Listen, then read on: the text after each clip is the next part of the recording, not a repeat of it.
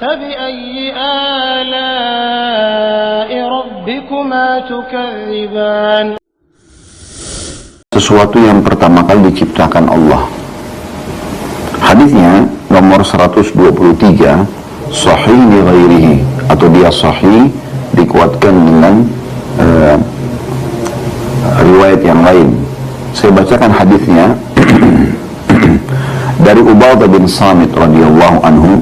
Dari Ubadah bin Samit radhiyallahu anhu, dia menuturkan, saya mendengar Rasulullah sallallahu alaihi wasallam bersabda, inna awwala ma khalaqallahu al-qalam faqala lahu uktub, qala rabbi wa madha aktub, qala uktub maqadira kulli syai'in hatta taquma as-sa'ah. Artinya sesungguhnya sesuatu yang pertama kali diciptakan Allah ialah pena.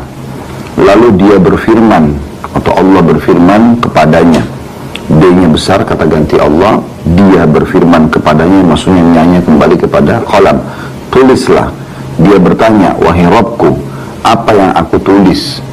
Maka dia, Allah berfirman, tulislah ketentuan segala sesuatu hingga hari kiamat tiba. Diriwayatkan oleh Abu Dawud dan juga Ahmad. Hadis ini, saudaraku seiman, walaupun terlihat sederhana sekali, ya, pendek, yaitu sabda Nabi SAW, sesungguhnya awal Allah ciptakan adalah Al-Qalam, lalu Allah berfirman kepadanya, tulislah. Lalu dia mengatakan, wahai Tuhanku, apa yang aku tulis? Maka Allah pun yang maha suci dan maha tinggi berfirman, tulislah takdir segala sesuatu yang akan terjadi sampai hari kiamat. Hari ini kita akan bedah menjadi dua bagian, dua bahasan, ya. Kalau Allah subhanahu wa ta'ala mudahkan dua-duanya kita bisa bahas, insya Allah alhamdulillah kita bersyukur. Kalau tidak, maka salah satunya sekarang dan bahasan yang keduanya nanti kita bahas pada pertemuan akan datang insya Allah. Bahasan pertama atau faedah yang diambil pertama adalah siapa makhluk Allah pertama yang diciptakan.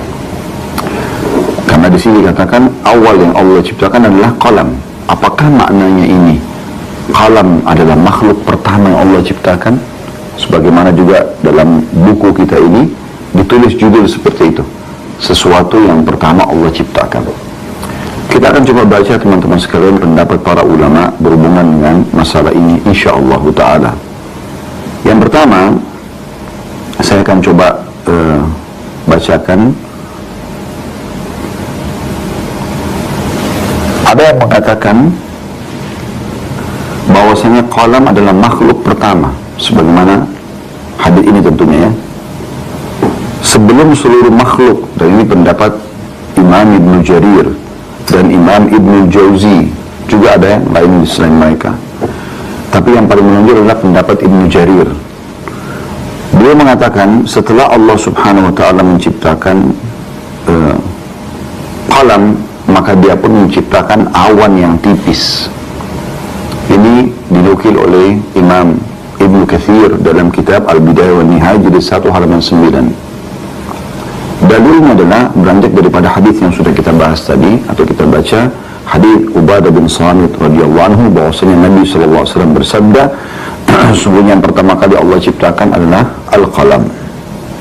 Dan ini tentu hadis diriwayatkan Tirmidzi nomor 300 atau 3319 dengan sanad hasan sahih. Ahmad juga meriwayatkan di 22.000 nomor 22.705, dan juga Abu Dawud meriwayatkan di 4.700. Dan ini disahihkan oleh mereka. Ini pendapat yang pertama yang dipegang oleh Ibnu Jarir dan Ibnu Jauzi. Pendapat yang kedua, dan ini yang dipegangi oleh mayoritas ulama, ternyata ada bahasan penting di sini, yaitu pendapat yang mengatakan bahwasanya makhluk pertama Allah ciptakan adalah Arsy, singgasananya Allah.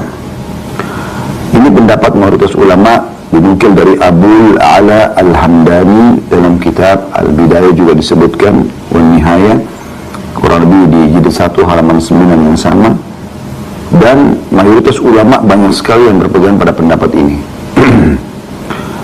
Dalilnya adalah Abdullah bin Amr bin As radhiyallahu anhuma, bahwasanya Nabi SAW bersabda, Allah Ta'ala menulis takdir-takdir bagi makhluk sebelum menciptakan langit dan bumi 50.000 tahun. Lalu Nabi SAW mengatakan, arsy-Nya di atas air. Hadis riwayat Muslim di nomor 2653. Ya. Ibnu Katsir berkata rahimahullah, hadis ini menunjukkan bahwa peristiwa itu terjadi setelah penciptaan arsy. Artinya arsy dulu ada, ya, bersama air, baru kemudian qalam. Maka telah sahih bahwasanya arsy lebih dahulu daripada qalam, yang dengannya dituliskan takdir-takdir sebagaimana pendapat mayoritas ulama.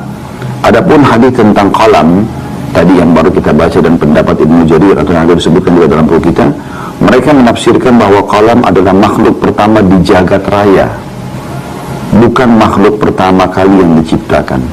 Semua ini mungkin masih sama dari kitab yang sama, Al-Bidayah wan Nihayah jilid 1 halaman 9. فبأي آلاء ربكما تكذبان